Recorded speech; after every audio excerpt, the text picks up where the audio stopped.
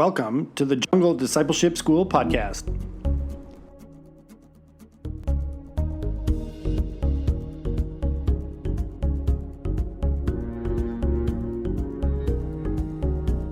My name is Dave Small. I'm going to be your host on this journey today, and I'm really thankful that you're with us as usual. Wherever this may find you, I hope you're warm, and I hope you're doing well. And yeah, I'm just thankful for your time, thankful you're with us. And we've got a special podcast today. We've got some visitors who are going to be joining us on the podcast. Not my friend Ashley South, who I talked up a few weeks ago and then have not delivered to you guys yet.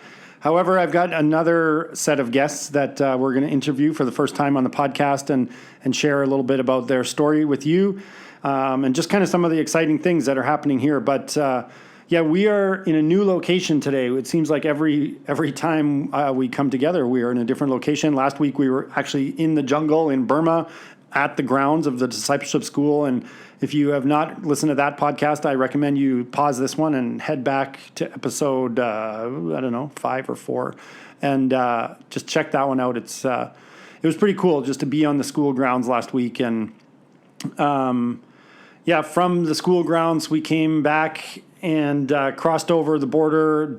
I've been down to Bangkok for a few days. I picked up some friends, and now we are at a different location. We actually rented this Airbnb house. We found it online, and they were willing to rent it to us for a pretty good price, relatively speaking.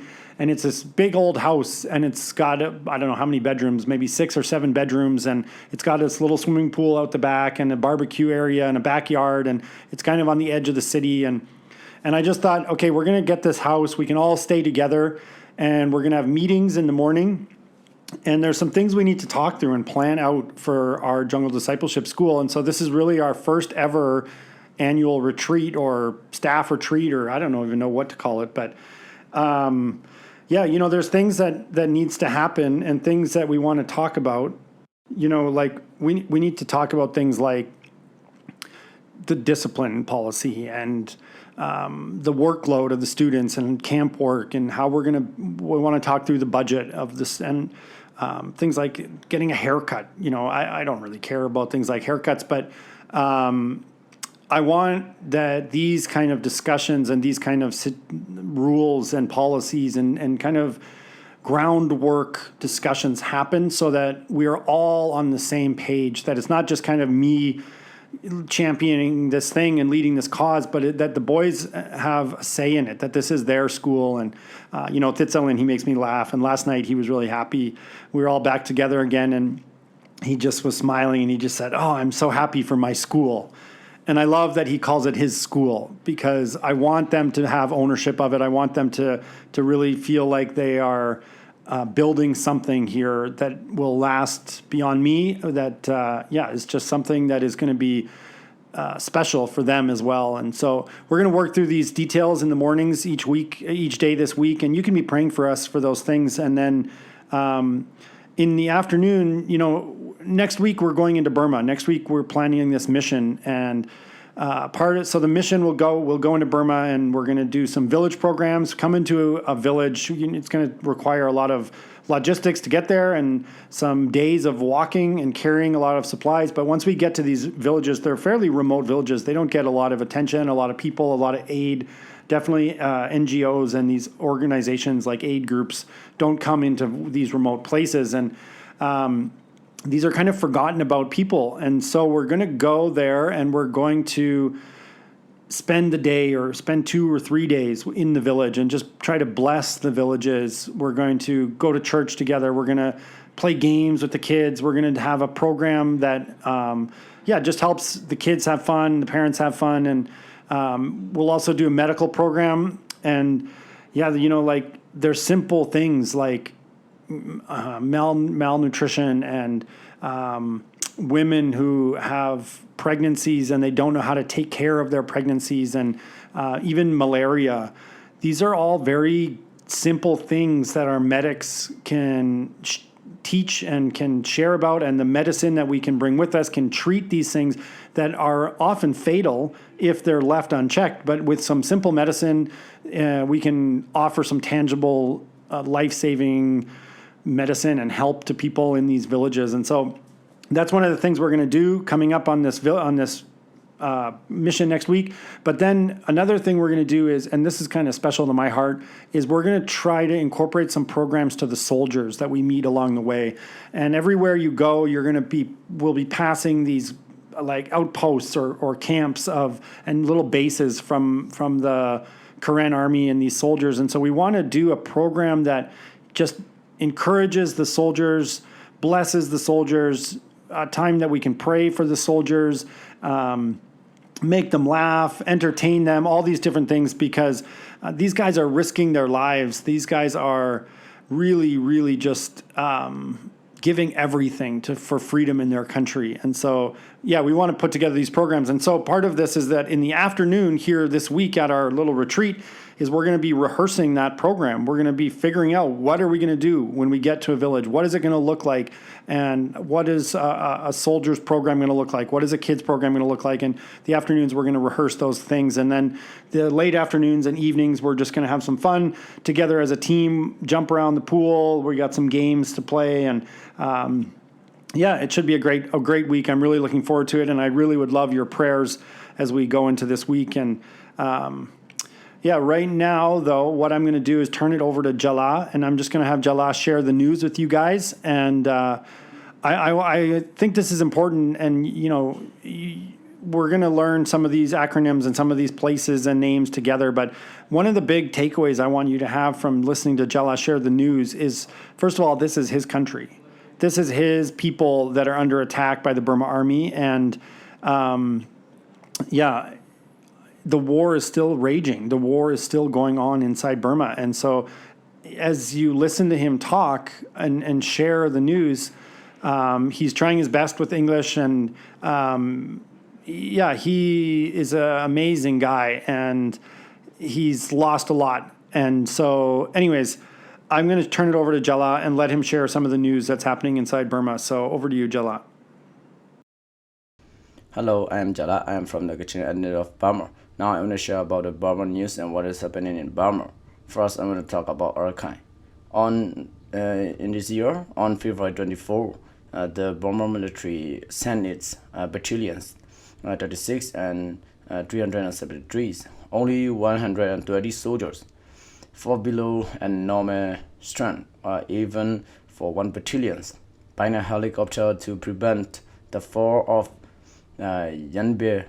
But the Arakan army attacked and killed at least 80 of them over the next 3 days. Their weapons were also kept along with a lot of ammunition. Supply dropped by helicopter were intercepted by the AA. Battalion 36 was based in the Ayeyarwady regions and was almost completely annihilated by an AA counterattack because the bodies were not recovered by the Burma army. It is investing the widows and the families of the dead soldiers from army housings. It's called the soldiers' missions, as if they had destroyed or surrounded, so they don't get the dead benefit and their family lost their houses.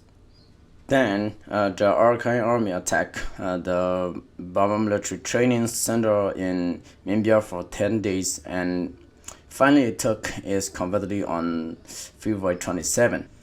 At the same time, the AA has nearly completed the takeover of the Ponajun town, only 30 kilometers from the capital city.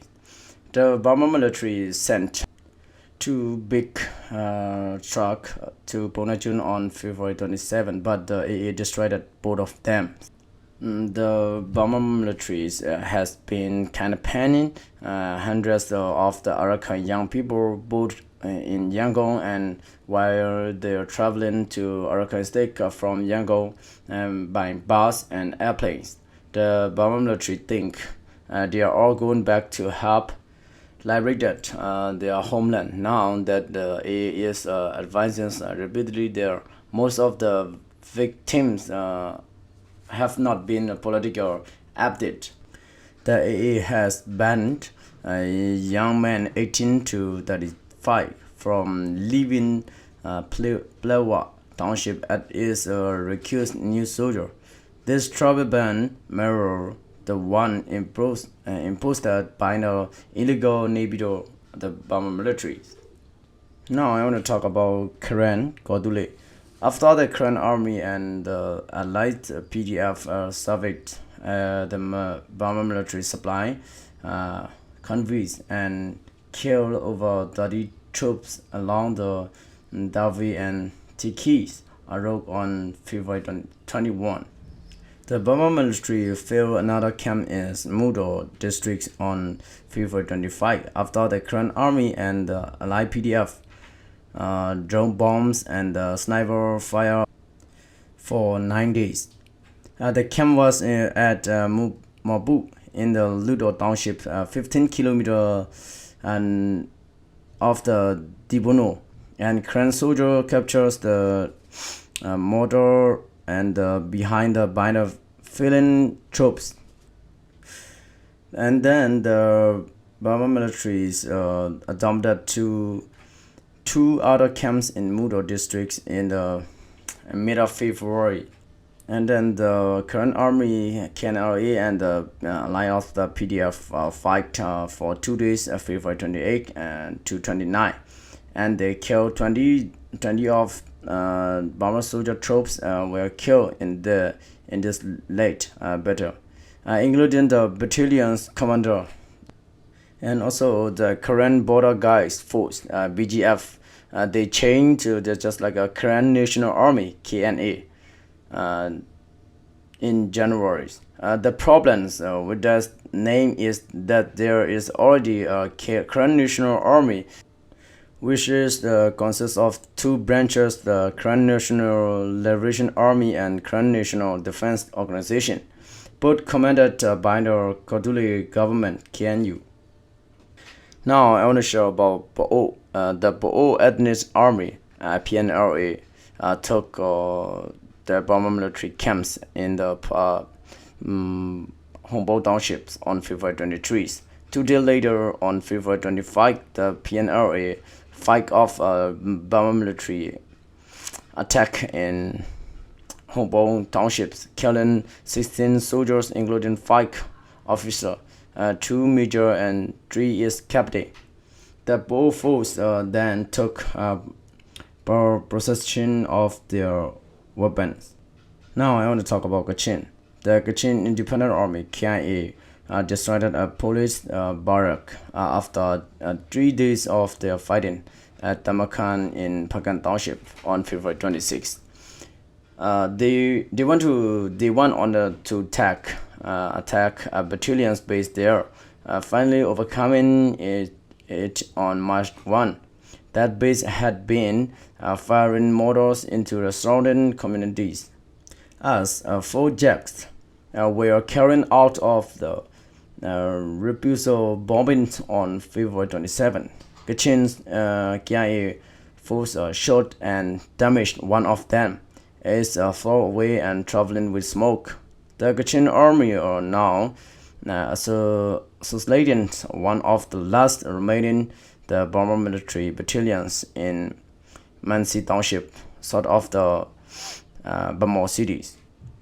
The Burma military have Mi-29 fighter jet fall down and was completely destroyed in Slime Township of the Makui regions on February 29.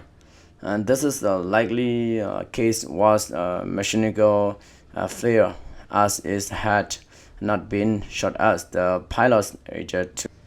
And the Burma army Jack deliberately bombed it and destroyed a civilian hospital in Arakank control area in Mimbia town on February 27.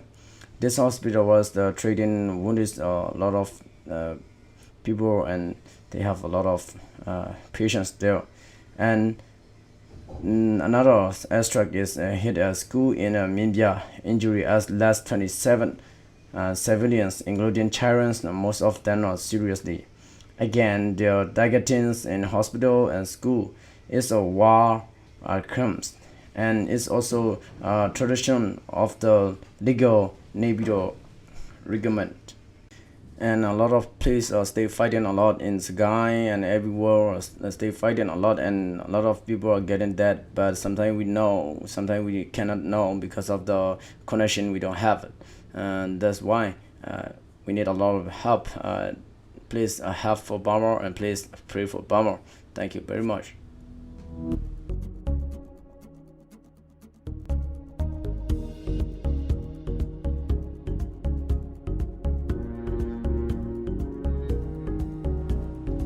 Thanks, Jala. And please continue to pray for Jala, continue to pray for the people and the situation inside Burma. And so, I just appreciate Jala sharing that news with us. And anyways, I would like to now turn this over and introduce some special guests that we have with us, and let them share a little bit and tell a little bit about their story. This is going to be the first time that we've had guests on our podcast, so these guys are making history here. It's pretty cool. Yeah, the other day I went down to Bangkok and met a couple of my friends down there who had flown over from Canada, and they're here. And I've had a lot of visitors come from Canada over the years, but these two visitors are quite unique, and their story is quite unique. And so I just wanted to share with you and just give you guys a chance to get to meet these guys. And my plan is I'm not going to take up much of their time or your time today, but I just want to introduce you to them, and then you'll see them on an episode of our TV show coming up. They're very handsome, and at least one of them is single. But then at the end, after the trip is over, I want to get them back on the podcast again and just kind of have them reflect on their experience here. But with that being said, I want to just introduce Sume and KPS, and I'll start with KPS. Why don't you? KPS stands for something else, Koplose, but I'll let KPS introduce himself. All right. Well, thank you so much for having me. Really amazing time to be here. So my name is KPS, but most people know me legally with just Ko, K-O-H, Ko, and yeah, I'm from originally born in Panay Paco, and then 3 months later. Bro, where's Panay Paco? Honestly, I cannot tell you exactly where that is. Karen State. Karen State. It's in Karen State. Burma. Burma, right? So born in Karen State, Burma, in Panay Paco, and 3 months later, my mom had to decide and just chose to flee into the refugee camp, and we end up in Meramo, and then almost 10 years there. That's when we got the opportunity to come to Canada as refugees. So cool. Sume, how about you introduce yourself? Hey, so I'm Sume. First of all, I want to thank God for giving me the opportunity to have met Dave, and it's been a long ways since we've met. So So my name's Sume. I was born in Cayenne in Burma, somewhere there, and I've grown up in Melau refugee camp. So, Sume, how old were you when you moved to the refugee camp? I was about 8 years old when I left. When you left the refugee camp? I cannot remember when I was there. Uh-huh. So. And Ko, how old were you when you left the refugee camp? I was about, I say like 8 to 9 around there. 9. Yeah. So your memories, both of you guys, your memories of living in Thailand or living in Asia was the refugee camp. Yes. Exactly. Yeah. Do you have any memory of your village or living in Karen State? A little bit. A little bit. For me, not whatsoever. The only thing I get from my mom is that our house was burnt, so we have to flee and just go into the refugee camp. So. And okay, so then you guys were both resettled to Canada, to Winnipeg, or where? First So I was resettled in Regina, Saskatchewan, Canada. And I was resettled in Winnipeg, Manitoba, Canada. And is it as warm in Winnipeg and Regina as it is in Burma? Summer, it's pretty hot, but winter's pretty cold. So. It's extreme in both terms. Hot, it goes crazy, and cold, it goes crazy. What about, was that like a shock when you first went over there, like your first winter? Oh yeah, No, Like, were you ready for that, or did they prepare you for it? not ready at all. no, they weren't prepared at all. We weren't prepared at all. Yeah. Okay, and so then you guys, have you been back to Asia or back to Thailand or back to Burma since you were resettled in the refugee camp? This will be the first time since I left. Okay. Yeah. So also as well. So been living in Canada for the past 16 to 17 years, and no, I've never had the opportunity to come back. So now you've come over here, and we have a plan. Next week we're gonna go to Panipakot. We're gonna go into Karen State, and Sume, I'll start with you. How do you feel about getting a chance to go back into Karen State, and how are you feeling about being here right now? Feels amazing. It feels exciting. It's because leaving home, not knowing what it's like, and not knowing what home was really like. So it'll be pretty exciting to go into Burma and see what it's like. Yeah. Cool. KPS, how you feeling? Well, 100%. It's super exciting. You know, because I've always, ever since, I grew up in Winnipeg, but I've always dreamed of coming back home and, you know, experience what home is like. All I could experience is just through the stories of my parents and my siblings. So certainly exciting. Cool.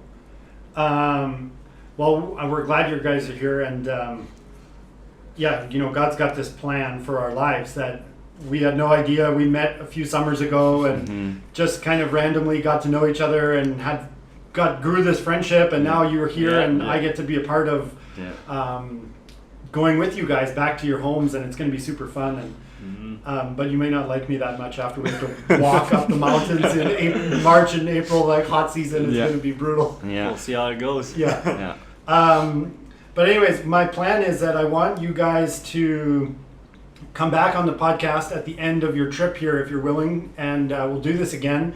And then you can just share some of your feelings and thoughts on what it was like to be back in Karen State, and what are some of the things that you took away from that. And so in a couple of weeks' time, we'll get you guys back on, if that's okay with you. Yeah. No, definitely. Yeah. Absolutely. Okay, well, thanks for taking a few minutes to chat and join us on the podcast. And I'll let you guys go now, and then we'll carry on with the podcast. All right. Thanks for having us. Yeah. Thanks for having us. guys. Yeah, thanks, guys. It was great to have these guys here, and we'll catch up with them again as the time goes on. But I've got these guys, this group of Karen guys that had been resettled to Canada, and some in the States now, and it's been so much fun over the last few summers to get to know them. And this all kind of happened. Last week we talked about God's plan for our lives, and we may not see it at the time, but God has this plan for us, and God had this plan years ago. Before I was even born, He knew exactly everything that I would do and think about, and all these plans. But a few years ago, God just put it on my heart to go and try to get a little bit closer to the Karen community in Canada, in America. And this is actually pretty amazing how this came about, because my father had some medical problems, and my father was in the hospital. They transferred him up to Winnipeg, and he was in the hospital in Winnipeg for a while, and my mom was taking care of him. And I can't remember, I think it was summertime, and I was home. I may have been on an army course at the time, but I came back to spend some time helping my mom take care of my dad in the hospital. And my dad was in the hospital, and we were staying at this friend's house, and it was Sunday morning, and we thought, let's go to church. My mom and I thought, let's go to church before we head to the hospital. And we just Googled a church. Like, we had no idea of which church we should go to in Winnipeg, but we literally put into Google like Winnipeg churches, and then this list came up, and the first one on the list was Winnipeg. This is like maybe a Google search engine advertisement here, but I don't think so. I think it's a God advertisement. But anyways, the first church that came up was this church called City Church in Winnipeg. And so we just said, okay, sure, let's go to City Church. We have no idea what it is or we don't know anything about City Church, but let's go and just check it out.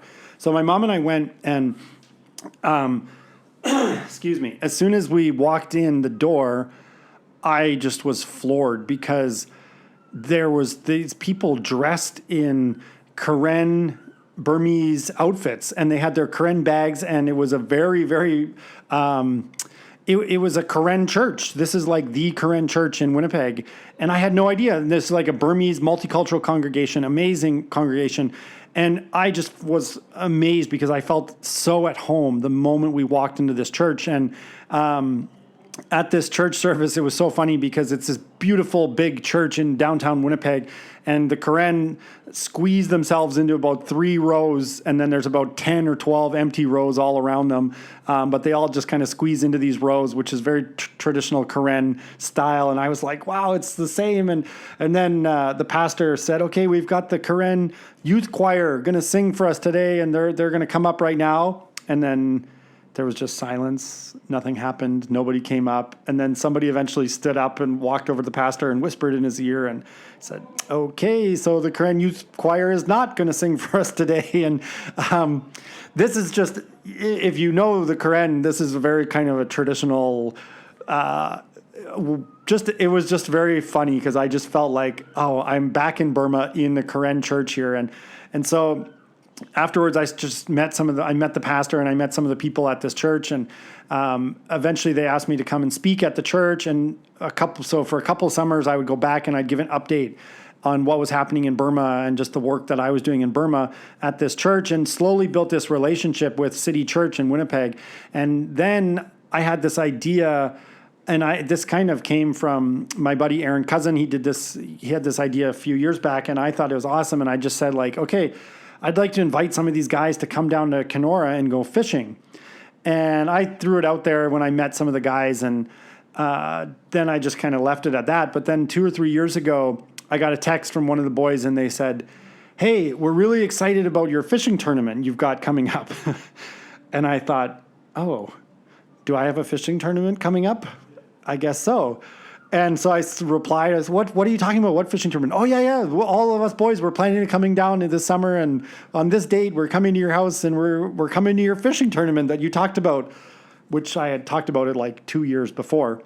But anyways, my mom and dad were super gracious and let us camp out in the backyard at their house. And Lakeside Baptist Church in Kenora was so amazing. They just blessed us so much with boats and drivers and food, and they were just, even little like gift bags and for the guys that came down. And the first year there's maybe, I don't know, 10 to 20 of them, and then it's just been growing every summer since then. But KPS and Sume have been there from the beginning, a big part of this fishing weekend that we have every summer in Kenora.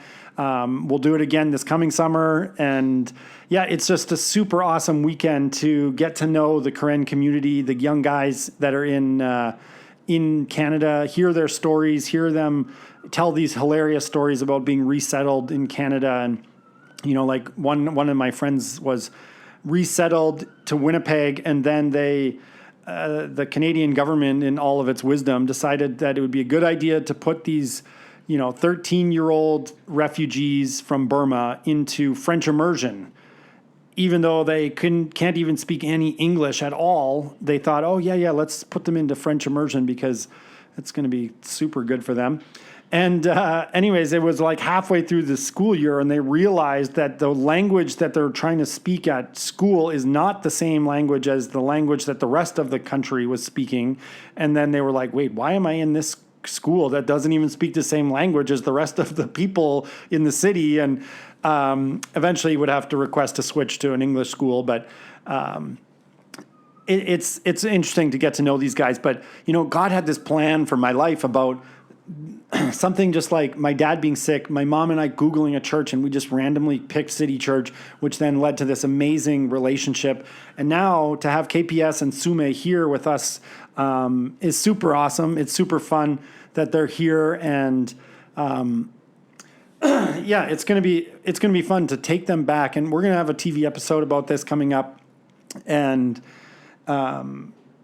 so it's just going to be cool to take them back inside. And I feel really humbled and blessed just to be able to be a part of their journey and to be able to go back with them. And yeah, it's going to be super cool to see their reactions. And Panepaco is an awesome little village, beautiful village where the Burma Army has burnt it down many times, but they stay there. It's on a beautiful river, and we're going to head in there. We're going to hopefully go do that next week. And so, yeah, anyways, it's super cool to have these guys here and to see Burma through their eyes and to bring them back to the refugee camp. After we go through our trip in Burma, we'll do a little bit of a circle, and I think we'll probably do 5 or 7 programs, something like that. We're just working out the details. And then after that, we're going to spend a week on our school ground. Hopefully that'll have been approved by then.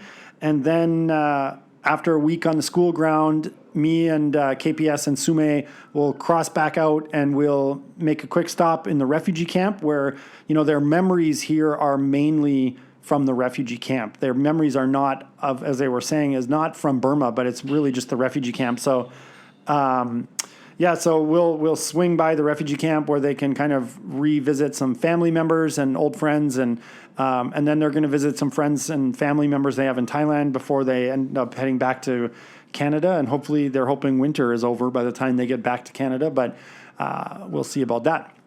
And winter is definitely over here. It is now officially switched to summer and hot season here in Thailand, and the days are getting hot. Like we're talking 35, 40 Celsius. And, when I'm driving my motorcycle down the highway, the air doesn't even cool me down anymore. It's just sweating a lot. So hiking around Burma with a heavy backpack is going to be an interesting experience over the next few weeks. But, it's going to be fun. And, I just want to thank people who have given money and time. And there's my neighbor Steve has been driving a lot lately for us, and helping us move supplies and take the boys shopping, and even when the boys were kind of blocked by some checkpoints, and helped us out with that. And I don't know if I should tell this story. I'm going to get myself into some security trouble. But anyways, we were coming back across the border after we came back from our school visit last week. And I was on my motorcycle, and I had Komintu on my back of my motorcycle. He's from Arakan State, one of our team members. Awesome guy. He's kind of my head of security since my boy Kire got resettled to Australia. But Komintu, and it's been with me for the last couple of years, and he's like always watching out for me when I'm in Burma, making sure that I'm safe and sound. And so Komintu is with me, and he's on my motorcycle. And then the rest of the group of boys were following. Rick was driving them up in the truck. And in order to get back to the city, we had to pass 6 checkpoints, or 6 potential checkpoints. And because of what we've been talking about over the last few weeks about the coup, or about the conscription law being enacted in Burma, they are really now clamping down on these checkpoints and manning. And often these checkpoints are not manned, but now they're being manned quite regularly.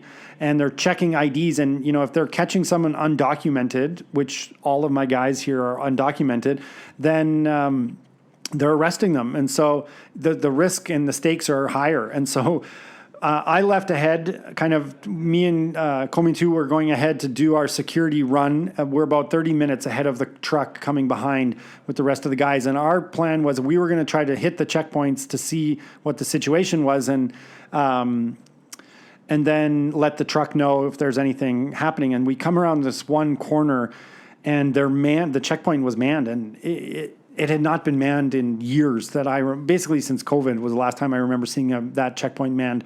And I quickly pulled off on the motorcycle, and there's a little gas pump on the side of the road, and I just pulled over as if I was going to fill up my tank of gas. And meanwhile, we're just watching, and they were really like checking IDs for everybody at this checkpoint, and my stomach just sank, and I just thought like, oh man, what are we going to do? And so we sat for a few minutes, we got some gas in my motorcycle, and then we turned around and drove back down the road the opposite way. And I pulled off the road onto this little dirt trail, and I texted the truck and said, hey, there's a checkpoint. I gave them the pin to where the checkpoint is. And then I just thought, okay. And so then Komitu and I just started walking deep into the bush. And it's legal for me to pass the checkpoint, but it's not legal for him to pass the checkpoint. And so we walk kind of, maybe 300 meters into the bushes. And then I said, okay, KMT, I want you to just hike over this mountain, and I'll meet you on the other side. And he said, I have no phone. Can I take your phone? And I thought, yeah, okay, I don't really want to give up my phone, but yeah, it makes more sense that he has a phone with a map and he can navigate. And so I gave him my phone. I went back out on the bike. I drove through, past the checkpoint. They stopped me, asked a bunch of questions. I passed eventually, and drove around the next bend and pulled off and started to hike into the bushes. And I was yelling, hey, call me too, hey. Like trying to get his attention, but couldn't find him, couldn't hear him anywhere. Got back on my motorcycle, drove up and down the road, like thinking, okay, maybe he went like way along. And then I was like, oh man, I could text him, but I don't have a phone, so that's no good. And anyways, I was sitting beside my motorcycle just thinking like, what do I do here? Like, now what? He's in the bush. He's got my phone. I'm sitting here on the side of the road. I can't contact the truck. I can't contact him. I'm just like, and I just had to pray. And I just said, okay, God, I need you. I need you to help me link up with Komitu. I need you to help us with this checkpoint. I need you to help us with the truck getting through and all these guys and our plan. And I really don't know what I'm doing, and I really don't know how to solve this. And yeah, and so I just was really praying, and I as I finished praying, Komitu comes walking out of the bush, big smile on his face. He's ready to go, and very happy that everything was easy. Oh yeah, no problem. Everything's easy, bro. Oh, okay, good. And so then he and I hiked up this little hill where we could kind of perch ourselves on the top of this hill and watch the checkpoint. And we sat there watching the checkpoint for about 10 minutes, and they were stopping everybody, checking everything. And then suddenly as our truck was maybe 20 minutes away at this point, or maybe 10 minutes away. And suddenly all the soldiers just left the checkpoint and walked into the little, police station and disappeared. And I thought, what? And I texted the truck, hey, you got to go quick. They're all gone now. And then the truck was able to just drive straight through the checkpoint with nobody there, nobody checking. And we were kind of up on the hill doing our surveillance, and very James Bond, not really, but very Mr. Bean-ish.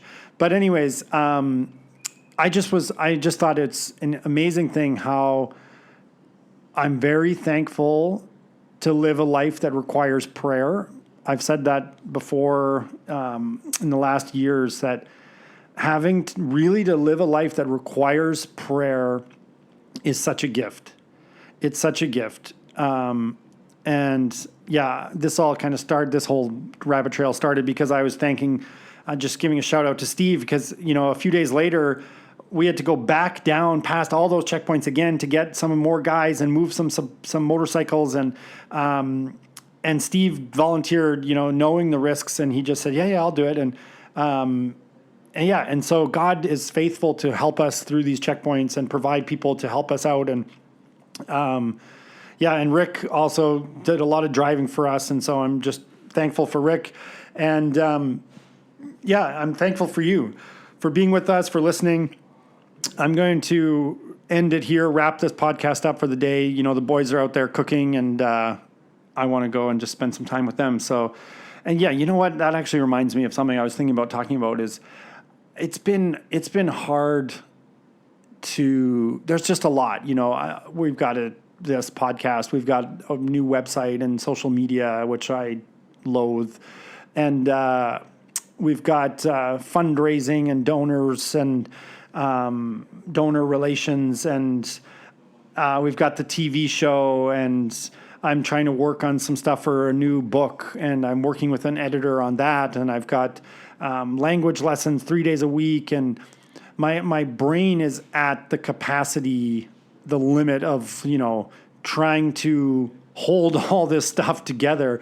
And I was just thinking about it today, like, if you accomplish, and I was like thinking to myself, like, because today I was a bit snarky, and I asked the boys, hey, where's this thing? And they're like, oh yeah, sorry, we forgot that down on the border.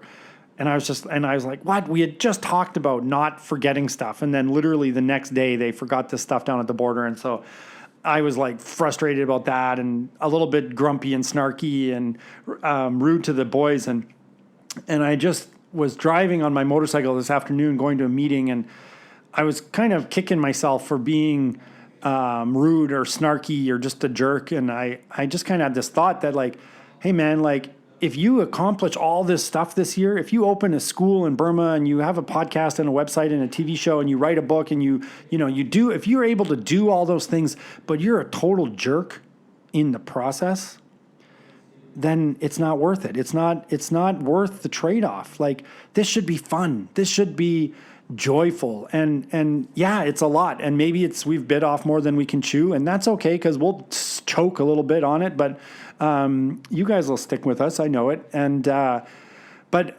yeah, I just don't want to be a jerk in the process of trying to decide and plan logistics. And when I'm trying to plan logistics and suddenly one little hiccup happens or something doesn't go the way that I thought it would, then I get frustrated. And, yeah, so I needed to apologize to the guys today, but I just had that thought, like, if we are so successful, but we're a total jerk in the process of being successful, it's not worth it. And so it's just part of working on my character, is that this has got to be joyful. This has got to be fun.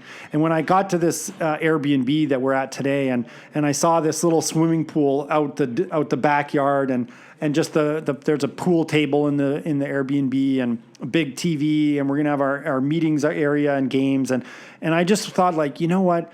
Yeah, okay, this was a bit expensive, but it's worth it. It's worth it because of joy. Joy is worth it. It's worth it because we need to do these things to remind us that this should be fun. Building a school in the jungle, that should be fun. Getting to have a team like Thitsalin and Jala, and have Sume and Ko here, and have KMT, and like, what, man, this is awesome. I am in Thailand, and I am having a blast with some of my best friends, and I get to talk with these headphones on to this microphone and imagine all my other best friends back in Canada and America and Europe and all over the world. And life should be fun.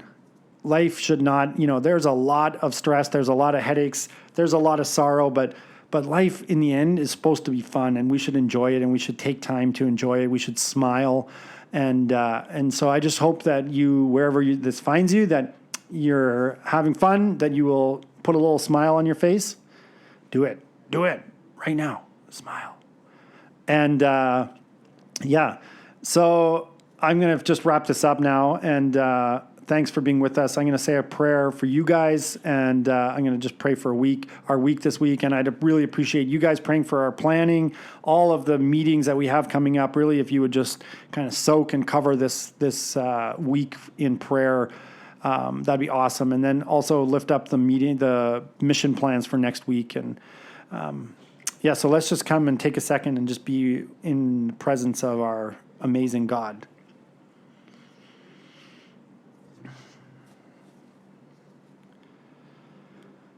Father, Jesus, Holy Spirit, we love you.